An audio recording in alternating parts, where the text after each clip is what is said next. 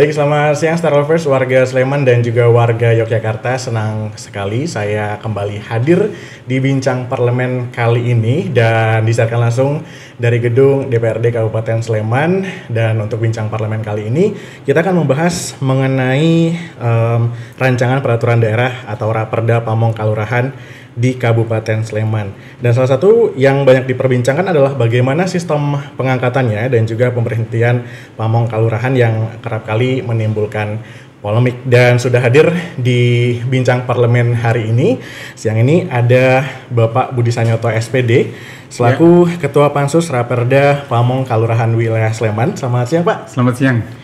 Lalu ada Bapak Al-Halik Esos MT selaku Sekretaris Dinas Pemberdayaan Masyarakat dan Kalurahan. Selamat siang, Bapak. Selamat siang. Alhamdulillah sehat selalu Bapak berdua. Alhamdulillah sehat. Siang hari ini kita akan membicarakan tentang Raperda Pamong Kalurahan di wilayah Sleman, Pak. Sebelumnya saya ingin tahu dulu, Pak, ini Raperda terkait dengan Raperda Pamong Kalurahan yang ada di wilayah Sleman kepada Pak Budi. Bisa dijelaskan, Pak, ini latar belakang dan tujuannya apa? Ada Raperda ini kembali gitu. Ya, Raperda Pamong Kalurahan, jadi kita tuh pengennya latar depan yang luas ya, Mas. Latar belakangnya lebih luas. Enggak, tapi dalam penyusunan Raperda tentang Pamong Kalurahan ini kan memang kalau di tahun ini kan menjadi inisiasinya teman-teman di sini Pak Bupati lah melalui PMK. Tapi sebelumnya memang ini sempat berhenti di tahun pembahasan di 2024 yang tidak selesai.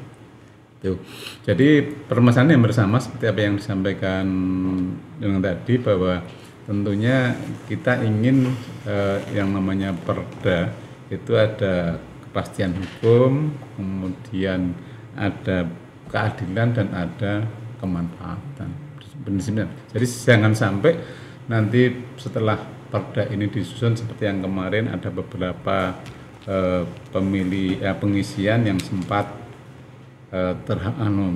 terpending, kemudian ada gugatan. Ini kan sebenarnya potensi-potensi itu yang tentunya akan kita dilakukan dengan bersama eksekutif, bagaimana penyempurnaan perda ini nantinya menjadi lebih baik. Baik. Tantangannya apa saja, Pak? Ini melihat tadi kalau Bapak bilang tadi sempat menyinggung tentang ada gugatan dan segala macam. Ini tantangan menjadi kemudian Raperda yang di Pamong Kalurahan yang baru ini, Pak. Ya, setiap penyusunan peraturan tentunya mempunyai permasalahan dan yang berbeda-beda. Cuma bagaimana nanti aturan ini dipahamkan di tingkatan masyarakat sehingga potensi-potensi itu menjadi semakin kecil. Lalu ini mengenai Raperda Pamong Kalurahan ini kan tadi saya juga singgung soal pengangkatan dan juga pengangkatan untuk Pamong. Boleh dijelaskan, Pak, seperti apa untuk Raperda ini yang sudah dibahas dari DPRD sendiri? Ya, jadi kalau kemarin kan tentunya seluruh pembahas Raperda ini DPRD tentunya sudah berkomunikasi dengan masyarakat, berkomunikasi dengan teman-teman, juga teman-teman Mas Halik selaku dari PMK juga sudah melakukan komunikasi dengan perda ini nanti yang akan menggunakan tentunya. Jadi kalau tantangannya sama, semuanya pengen yang terbaik untuk dirinya sendiri masing-masing. Itu keinginan semua ya, Pak? Iya, itu prinsip bahwa tantangannya bagaimana kepentingan seluruh stakeholder ini nantinya bisa terlayani dengan baik sehingga semuanya nyaman gitu. Nantinya apa ya, Pak, yang diatur dalam Raperda ini kemudian untuk dipublikasikan seperti itu? Indikator seperti apa yang maksudnya?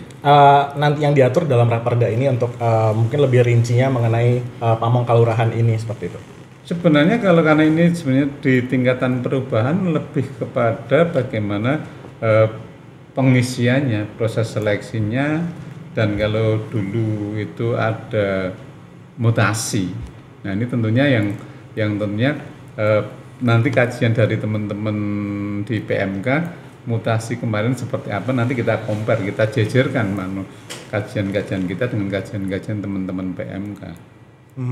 Salah satu yang hal krusial adalah mengenai pemberian kewenangan kelurahan ya, kepada lurah untuk melakukan mutasi. Nah, ini sempat dibahas soal mutasi kelurahan ini, Pak, lurah ini. Enggak, sebenarnya kalau pemberian kewenangan terhadap lurah yang luas ini dari proses penjaringan dan penyaringan kita sudah full memberikan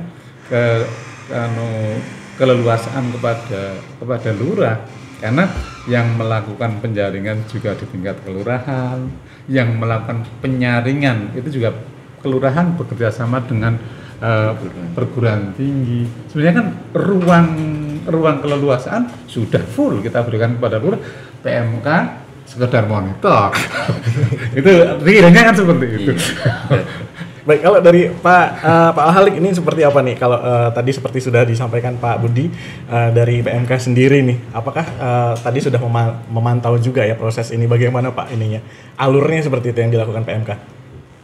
Jadi kalau tadi sudah disampaikan Pak Budi bahwa salah satu kenapa kemudian dilakukan perubahan tadi mungkin dari awal, menambahkan dari yang disampaikan Pak Budi.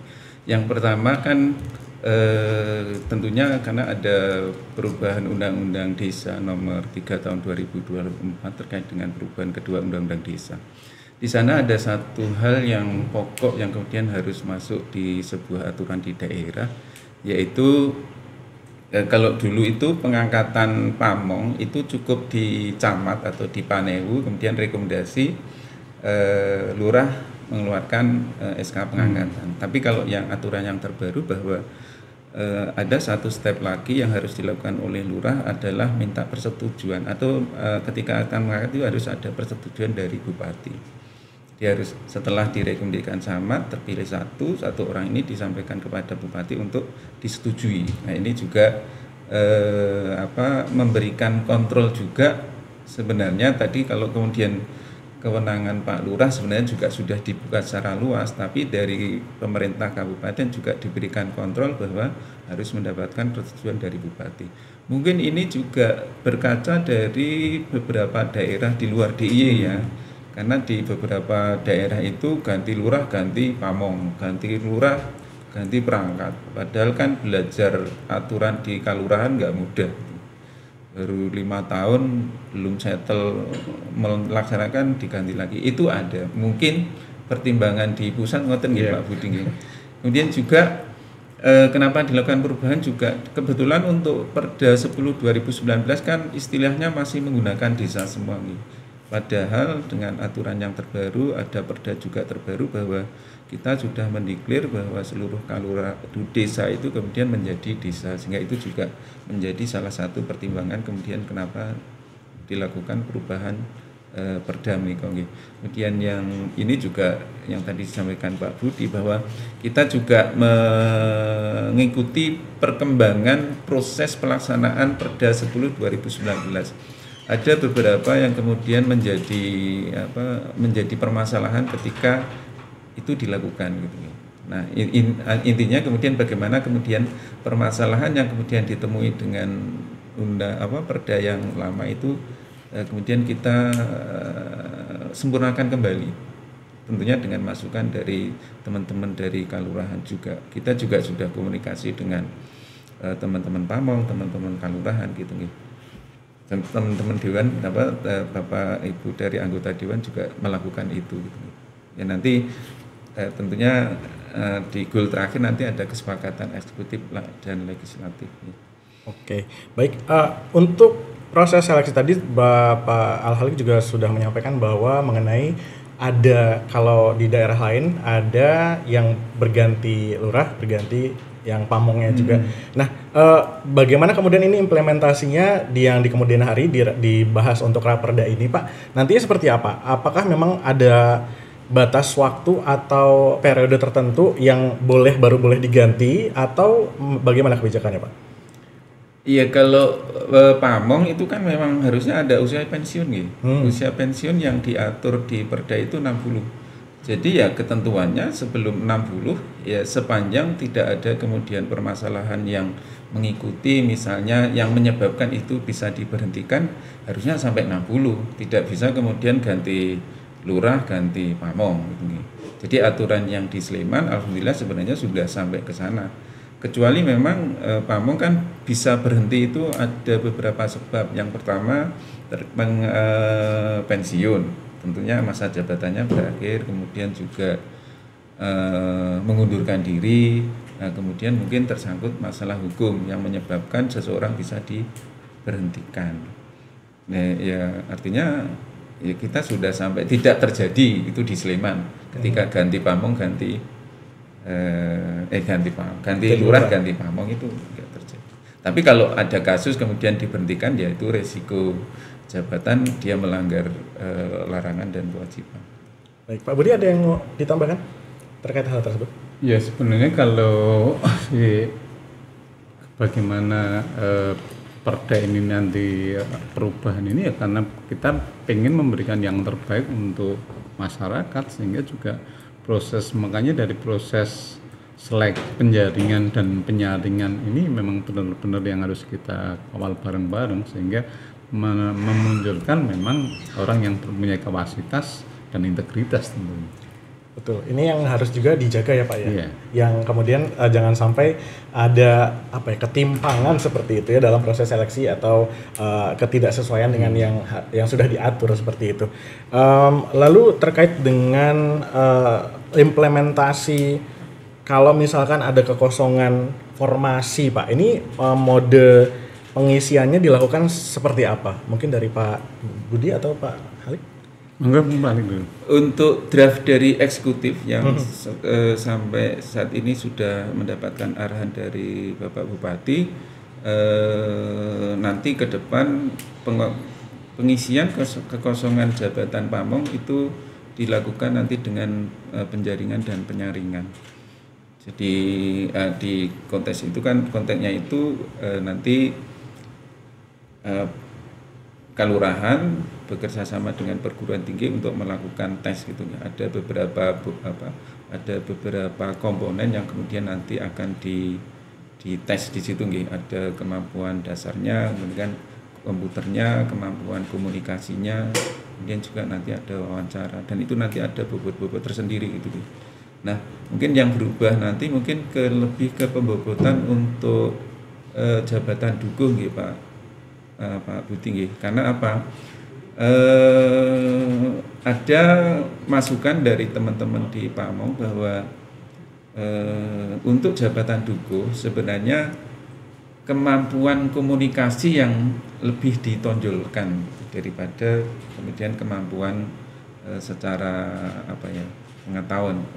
Sebenarnya tidak menutup kemungkinan juga sebenarnya dari sisi pengetahuannya bagus, tapi sebenarnya teman-teman di kalurahan bagaimana kemudian untuk jabatan dukuh memang lebih dikedepankan komunikasi dengan masyarakat.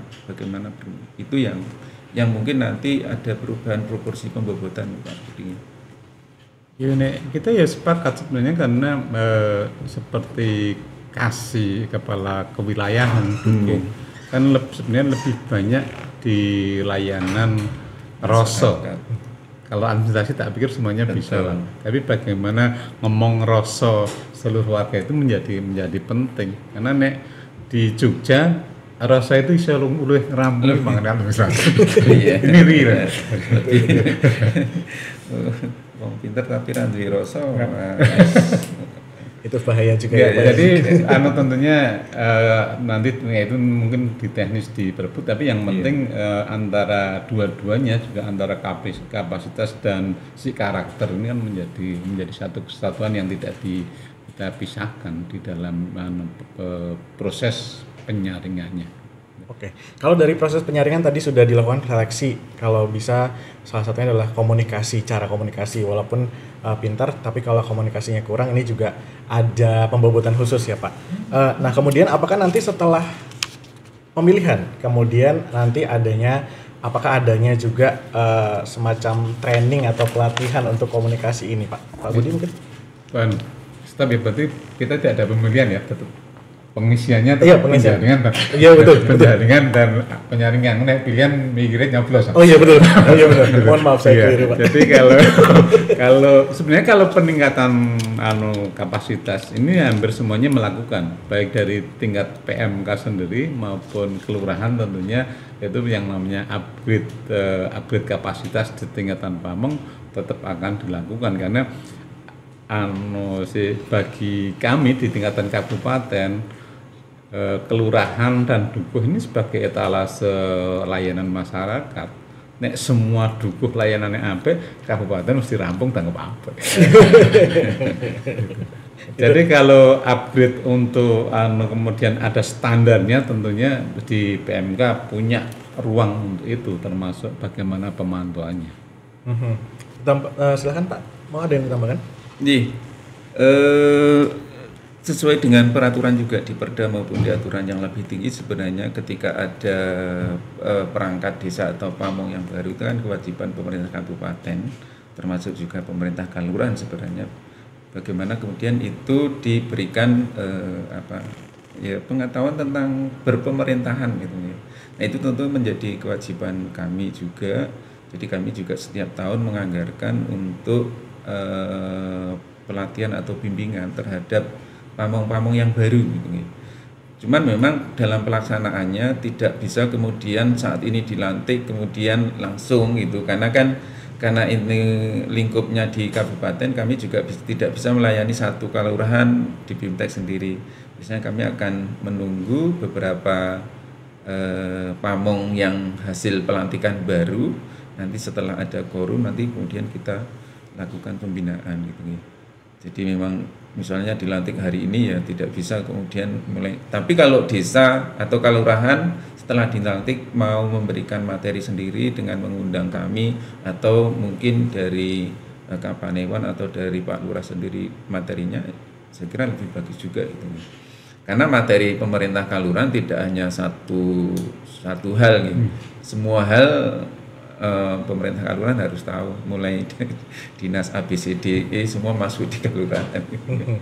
Tidak cukup 1 tahun atau 1 kali, dan itu setiap tahun pasti ada dengan materi yang berbeda, dengan pamong yang berbeda, pasti ada pembinaan umum maupun pembinaan teknis dalam hal ini.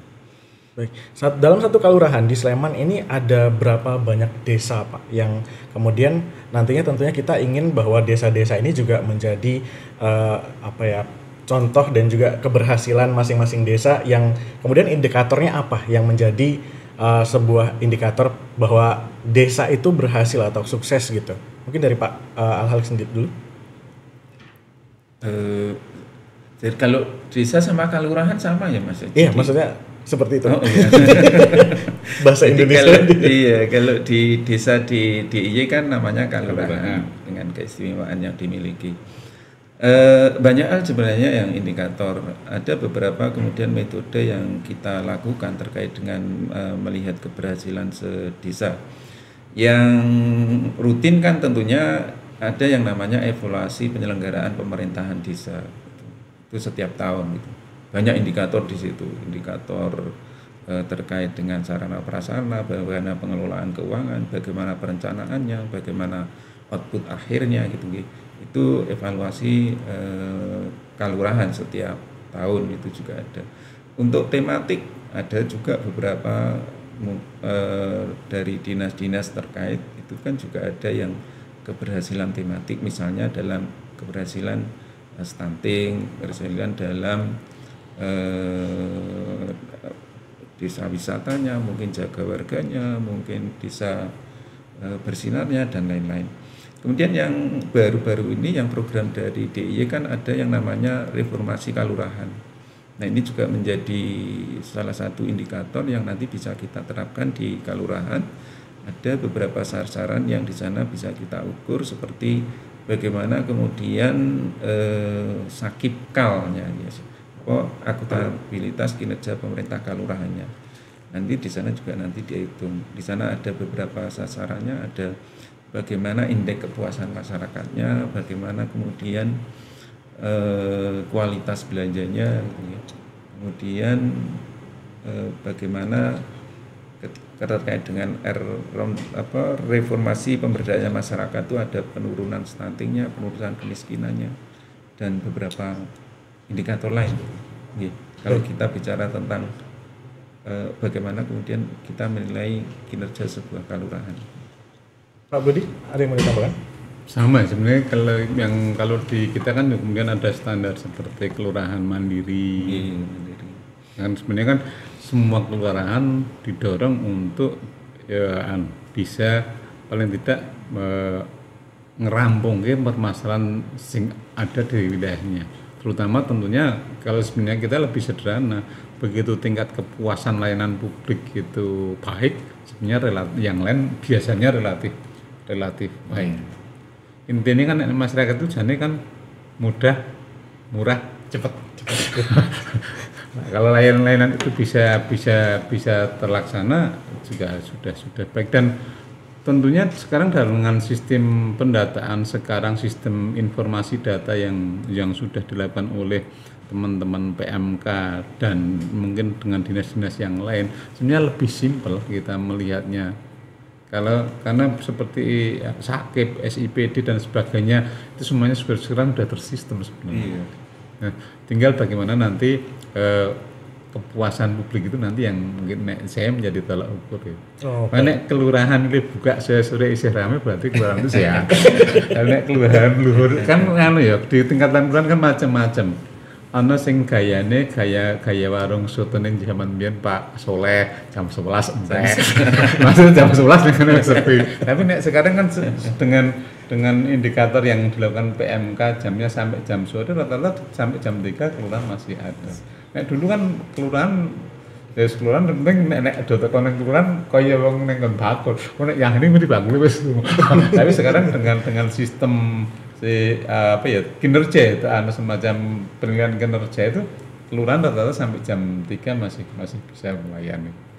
Jadi seluruh di Sleman sudah jalan. Indikator gampangnya adalah kalau sore masih ramai itu kelurahannya berhasil dipakai. Iya, dalam artian sebenarnya akhirnya bukan masyarakat kudu meksake isu, tapi dia bagaimana menganalisa waktu ulang. Kalau esok dia dodolan sedikit, esok sore masih bisa mendapat layanan.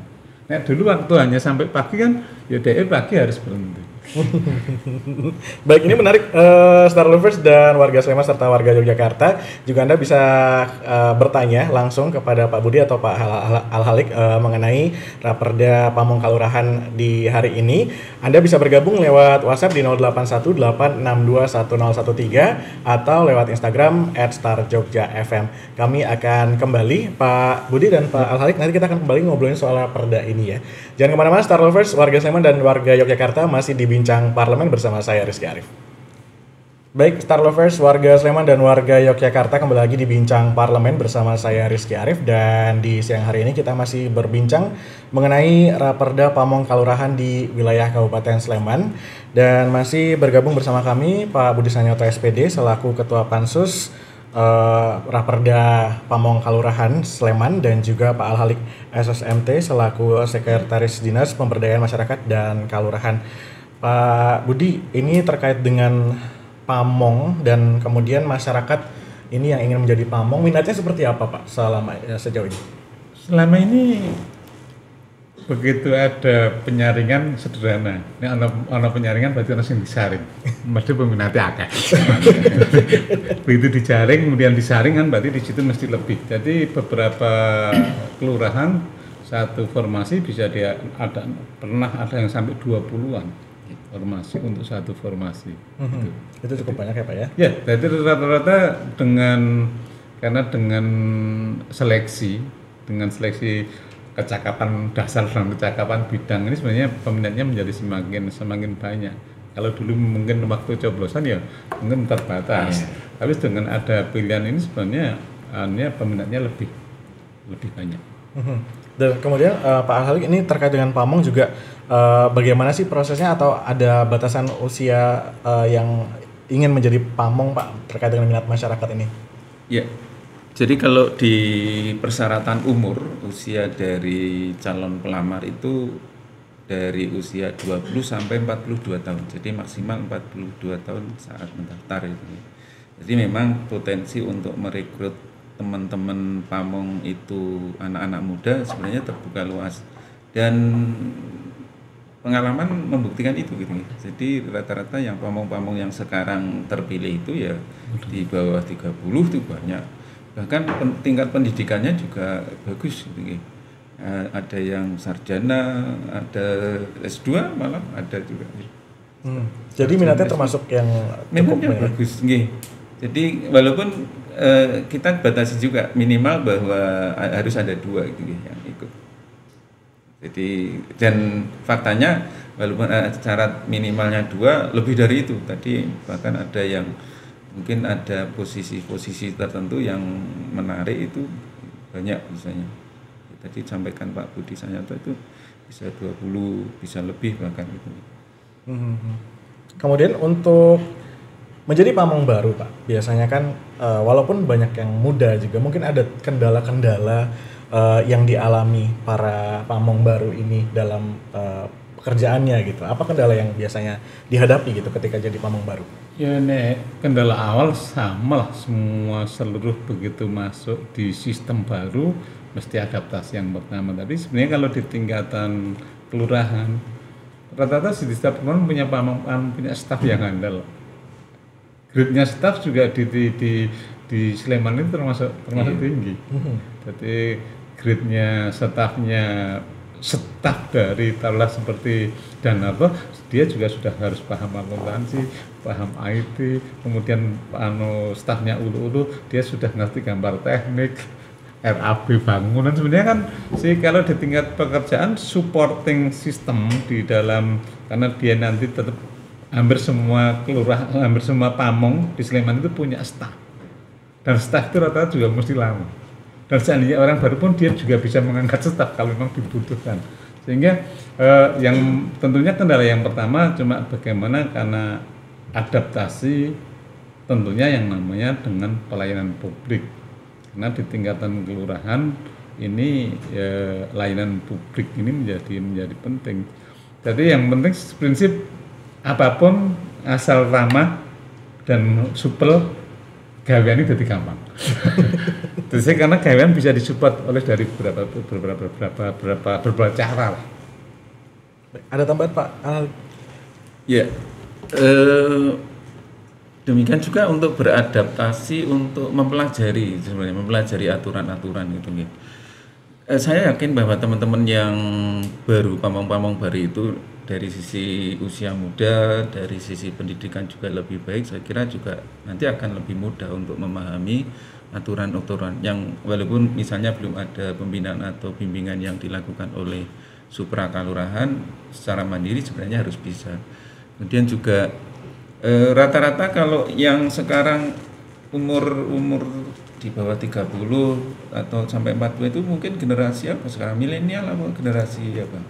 Sudah masuk ada yang Gen Z juga ya? Ada kan. Nah, itu mungkin memang kalau kita sebagai orang tua melihat anak-anak muda sekarang kan mungkin lebih pada penyesuaian bagaimana bersikap. Ya, yang perlu itu bersikap di pemerintahan, lingkup pemerintah kelurahan sendiri, termasuk bagaimana bersikap dengan masyarakat. Karena kalau sudah menjadi pamong kan mau nggak mau menjadi orang yang dituakan, menjadi panutan dan lain-lain kan harus merubah sikapnya juga. Kalau kemarin belum menjadi atensi dari warga, ketika sudah menjadi care, sudah menjadi Danarto, ulu kan mesti dilihat.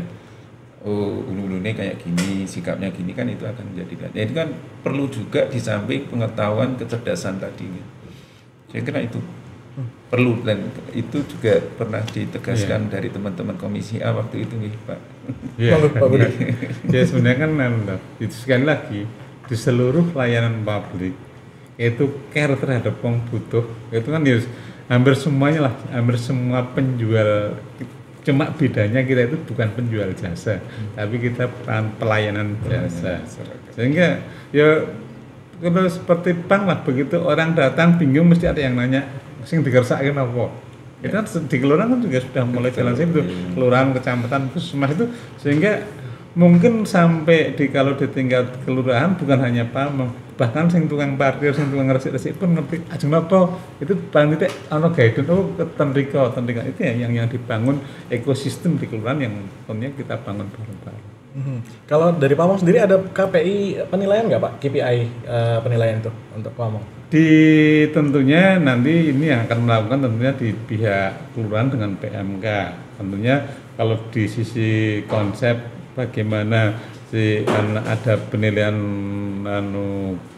kinerja dalam artian kapasitasnya seperti apa, ini tentunya nanti dilakukan kiranya di PMK nanti akan melakukan konsep itu, karena jangan sampai kalau seperti kemarin kan sempat ini kan juga berhubung dengan perda yang dulu ada mutasi, jika ada kekosongan itu kan perlu spek tertentu juga sehingga kecakapan opo kayak ini dipindah lagi ini kan tentunya mesti ada standarnya. Sehingga penilaian kinerja itu tentunya nantinya kemarin kita sepakat dengan PMK bagaimana ini juga ditata sehingga grade itu menjadi semakin jelas. Baik, dari PMK bagaimana Pak? Kalau dari aturan formal memang belum ada terkait dengan penilaian kinerja secara khusus pamong per pamong. Tapi untuk beberapa kelurahan sebenarnya sudah melakukan ini terkait dengan pemberian tunjangan kinerja. Jadi untuk kelurahan yang memberikan tunjangan kinerja, dia harus mempunyai indikator yang bisa menggambarkan bahwa seseorang ini berhak atas tunjangan kinerja atau tidak. Ini memang ke depan juga akan kita atur mungkin dalam peraturan bupati ya, bahwa nanti ada semacam penilaian kinerja dari lurah itu kepada masing-masing pamong. Ini tentunya yang pertama kalau kita kaitkan dengan tunjangan kinerja itu nanti masuk juga nanti ya kebetulan memang ke depan untuk draft awal atau draft yang sekarang kan memang mutasi dihilangkan ya? Dihilangkan dulu iya.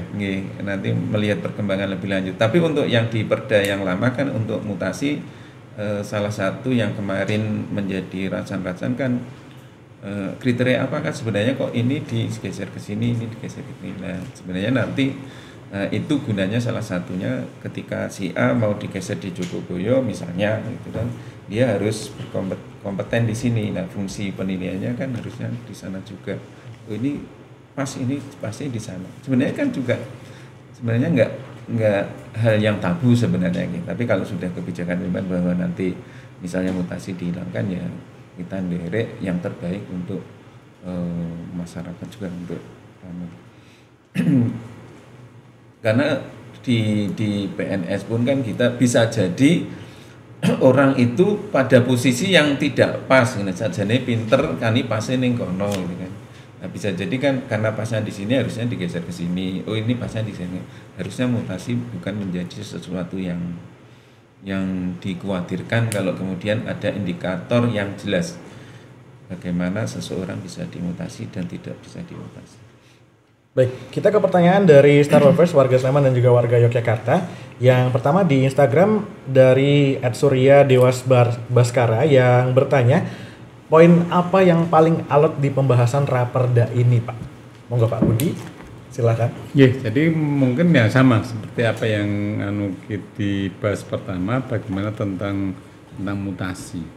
Jadi memang ada yang berpendapat bahwa di pengisian ini sudah spesifik waktu daftar.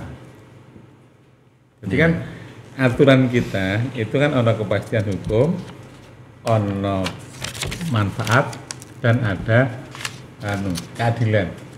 Jadi kemarin beberapa teman ada saya ingat loh, iki ngisi waktu daftar ini sudah spesifik. Aku pengen ke sini. Ini kan juga harus menjadi perhatian seandainya dimutasi karena dia SK yang dia dapat itu SK sebagai Danarto. Dan sumpahnya disumpah betul Pak. Iya kan sebagai Danarto. Nah tentunya ini ada beberapa yang harus dipertimbangkan manakala mau melakukan mutasi. Jadi ada yang berpendapat enggak, pengisian ini jane kalau kita melihat seperti tenaga P3K wis ning kono terus kudune nek kurang pinter ya kudu dipinterke peningkatan kapasitas. Tapi sebenarnya nek kurang pinter kan tidak, karena proses seleksinya tentunya sudah mengarah ke situ gitu. Nah tentunya bagaimana cuma mengupgrade itu. Yang kedua memang ada yang berpendapat bahwa iki kabinetnya lurah. Kudune ya sing ngatur lurah, tapi kan tidak, karena perbedaan ini kan berbeda, iki karo menteri gitu. Jadi nek kita masih diskusinya kemarin sampai ke situ. Tapi kemudian kita kan mencoba semuanya berkomunikasi dengan seluruh stakeholder yang ada, kami dengan masyarakat dan beberapa paguyuban Pamong, kemudian PMK juga dengan paguyuban Pamong dan Pak Bupati juga punya kepentingan untuk itu semuanya kan, sehingga nanti yang terakhir nanti seperti apa ini yang nanti kita tunggu kesepakatan kita bersama. Tapi prinsip tidak ada sistem yang sempurna dan tidak ada sistem yang jelek. Jadi di dalam ini apapun yang dilakukan kalau memang berasal dari niatan baik dan kebaikan, tentunya hasilnya juga akan baik. Hasilnya baik. Iya. Pak Al-Halik silakan ditambahkan. Ya, memang yang sensitif kan kemarin ini masalah mutasi itu nih. Sensitifnya ya mungkin melihat dari sudut pandang masing-masing gitu, karena kan biasanya gitu. Tapi harusnya ketika di kompromi itu harusnya sudah bukan lagi menjadi kepentingan masing-masing, tapi bagaimana kepentingan pemerintah Kalurahan secara umum untuk melayani masyarakat gitu. Kalau kemudian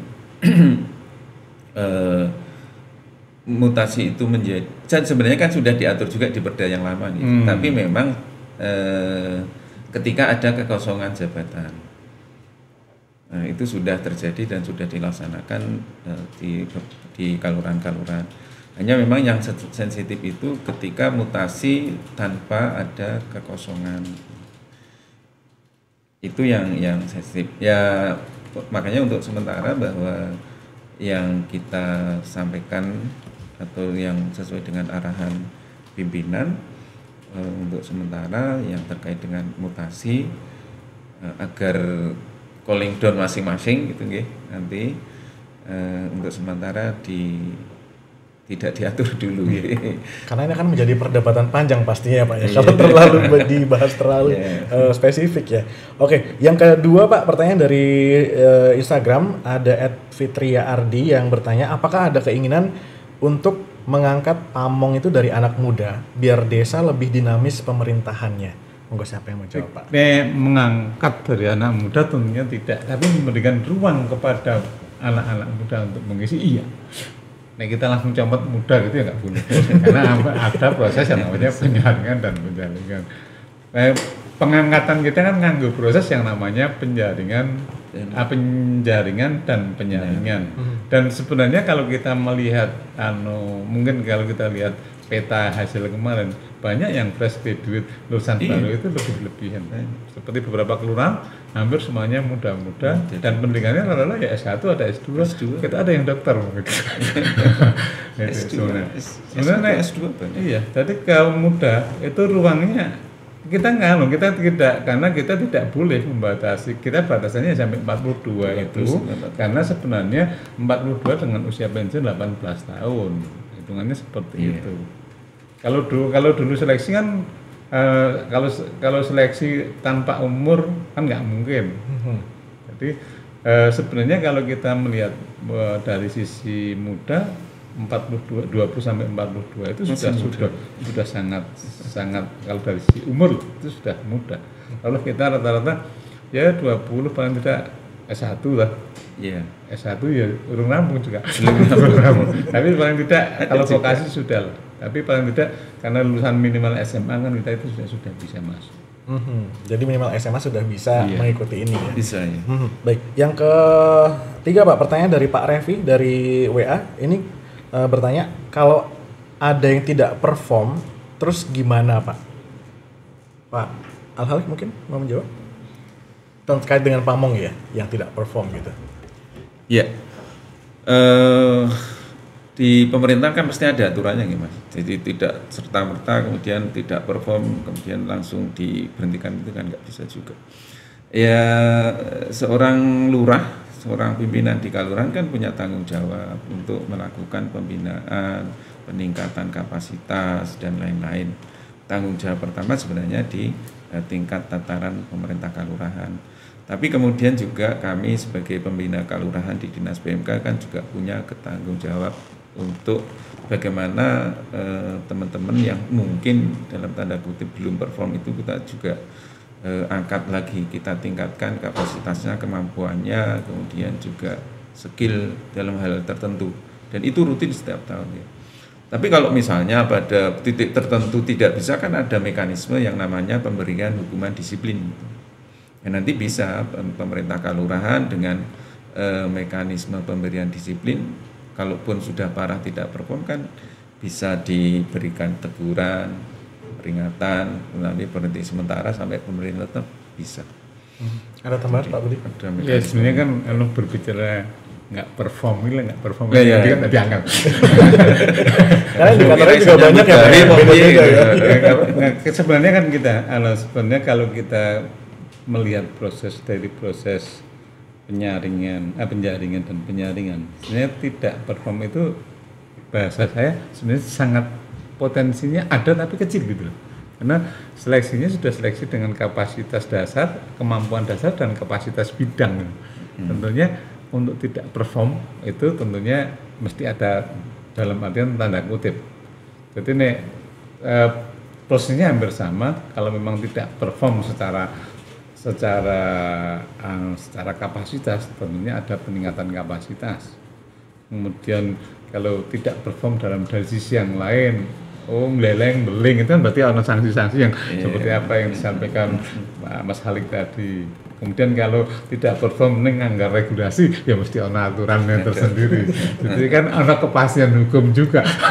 Sudah sesuai dengan ketetapan hukumnya. Baik, ini Pak, ini terkait dengan Raperda semua yang kita sudah bahas ini. Ini pertanyaannya adalah, dan pertanyaan banyak orang juga, ini kapan akan diketok Pak? Ya kalau kita hitung paling 2-3 kali pertemuan lagi, kita ada laporan pansus di tanggal 7 Oktober. Kalau kita punya target sama, bahwa targetnya itu sebelum Perda 2026 harapannya seluruh perda ini sudah selesai. Karena kita tidak mau mempunyai seperti tahun-tahun kemarin hutang Raperda.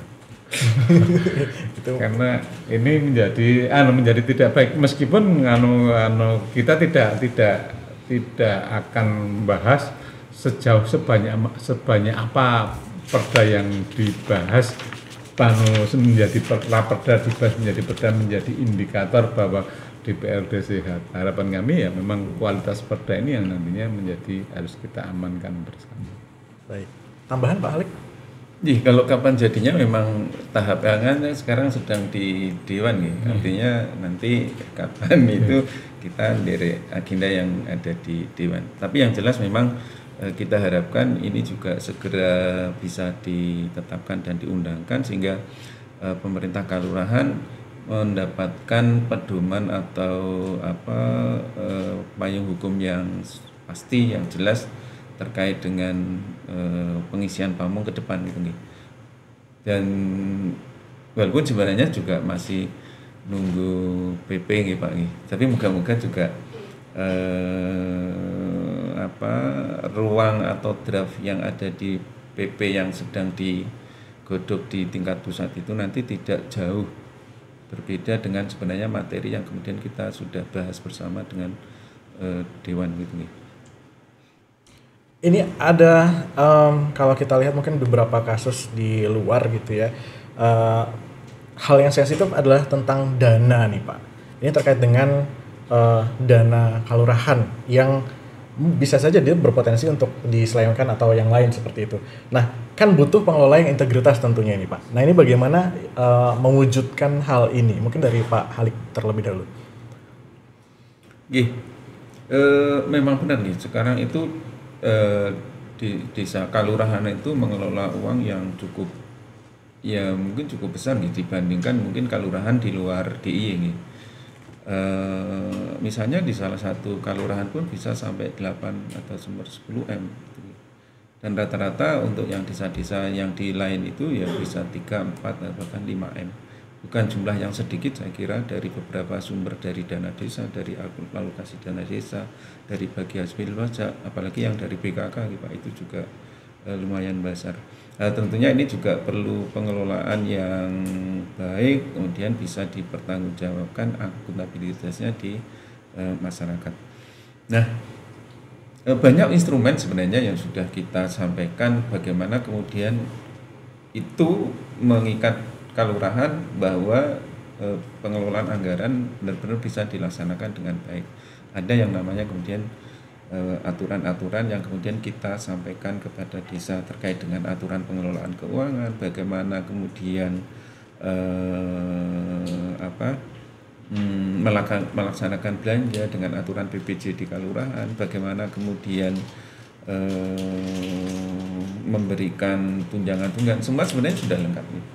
Artinya porsi aturan yang kemudian harus menjadi kewajiban pemerintah kalurahan itu sudah lengkap, termasuk bagaimana kita melakukan transaksi non tunai juga di kalurahan. Kemudian ada Siskudes, sistem keuangan desa, yang itu juga mengarahkan bahwa desa itu bisa melaksanakan dan mengadministrasikan, mempertanggungjawabkan secara administrasi juga terdokumen dengan baik.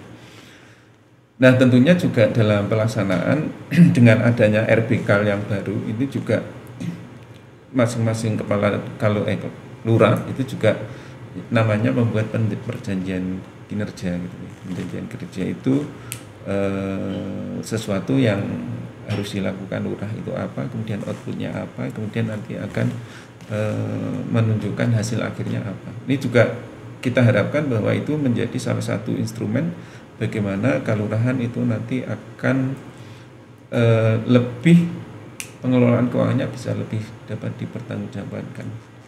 Termasuk kan ada juga ada inspektorat yang kemudian itu tugasnya melakukan pengawasan, kemudian ketika ada hal yang kecil ini belum benar berarti ini diluruskan gitu. Kalau ini salah ini harusnya seperti apa, itu juga. Jadi kolaborasi dari Dinas PMK, kemudian dari inspektorat, kemudian dari OPD yang lain, termasuk dari Kapanewon itu juga punya peran pengawasan yang penting karena lebih dekat dengan teman-teman di kalurahan. Dari teman-teman dari Bapak Ibu anggota Dewan juga secara tidak langsung juga melakukan pengawasan terkait dengan kalurahan gitu. Saya kira itu mungkin. Baik, Pak Budi. Ya, sebenarnya kalau kita berbicara dana yang masuk di kelurahan, sebenarnya kan semuanya sudah berawal dari musyawarah perencanaan. Jadi dana-dana yang mau masuk dan kelurahan kan sudah harus masuk di dalam sistem perencanaan perdukuhan, seperti baik dana DD, ADD, kemudian BKK, kan sebenarnya sudah masuk di sistem keuangan desanya, di perencanaan pembangunan, di Siskudes dan SIPD-nya, sistem informasi pembangunan daerah. Sebenarnya kan kalau melihat itu sebenarnya yang kita sederhana, yang kita dorong bagaimana masyarakat ikut mengontrol. Karena rata-rata yang untuk infrastruktur dan pemberdayaan yang terlihat di masyarakat, sebenarnya ruang itu sebenarnya sudah kecil. Ruang untuk diselewengkan itu sebenarnya sangat kecil. Karena sebenarnya sekarang hampir semuanya sudah bisa berhitung.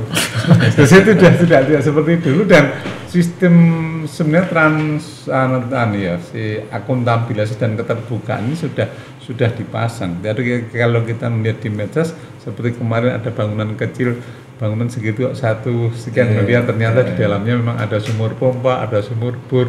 Ini kan juga bagian dari keterbukaan. Dan setiap kegiatan di kelurahan paling tidak sekarang sudah dipasangi dengan papan informasi tentang dana ini, jumlahnya dipakai sampai sekaligus prasasti. Sebenarnya kan ini ruang-ruang yang diberikan kepada masyarakat untuk melakukan kontrol.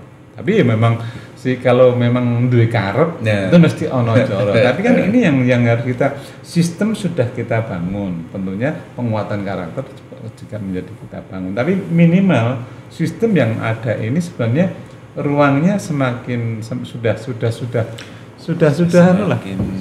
sempit. Iya. Dan bagi kita kalau memang itu orang minat banget sebenarnya wis males lah.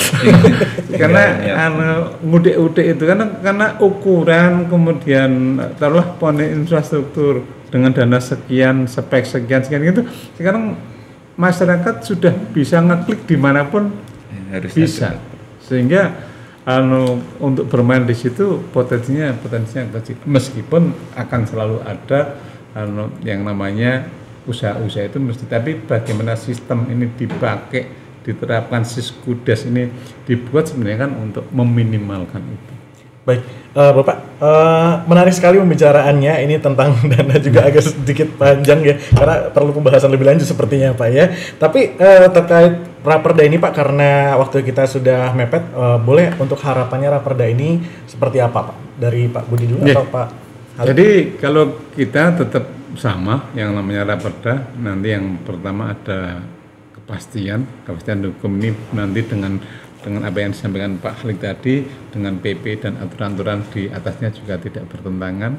Yang kedua memang membawa manfaat, sehingga nanti Raperda ini setelah menjadi perda memang menghasilkan pamong kelurahan yang cakap, berkapasitas dan berkarakter, dan tentunya sekali lagi berkeadilan juga, sehingga nanti apapun yang diputuskan di perda ini membawa marwah keadilan, tidak ada yang dirugikan seandainya terjadi proses-proses di dalamnya. Baik, singkat saja Pak Halid. Tentunya Raperda yang baru nanti kalau sudah ditetapkan harapannya tentunya bisa diterima oleh seluruh unsur di pemerintah kelurahan maupun masyarakat kelurahan pada umumnya ya. Artinya tadi sudah disampaikan Pak Budi, ada keadilan. Namanya keadilan itu kan tidak bisa satu-satu kan, bisa 1, 2, 3 tergantung proporsi masing-masing, dan memang namanya aturan kan tidak memuaskan seluruh pihak, pasti itu nih. Tapi yang jelas itu adalah kompromi dari seluruh unsur, dan harapannya memang untuk menjaga harmoni juga. Kemudian pada akhirnya karena ini aturan guna pengangkatan pamong, harapannya nanti pamong yang dihasilkan dari mekanisme yang diatur di Perda mendapatkan pamong yang lebih berkualitas, yang lebih baik, berintegritas, dan tujuan akhirnya tentunya untuk kesejahteraan masyarakat kelurahan itu sendiri. Saya kira itu. Baik, terima kasih Pak Al-Halik SHMT selaku Sekjen Sekretaris Dinas Pemberdayaan Masyarakat. Mohon maaf Pak. Dan juga Pak Budi Sanyato SPD selaku Ketua Pansus Raperda Pamong Sleman. Terima kasih atas perbincangannya hari ini. Star Lovers, warga Sleman dan juga warga Jogja, terima kasih sudah menyimak Bincang Parlemen hari ini 24 September 2025. Saya Rizky Arif pamit. Selamat siang, sampai jumpa.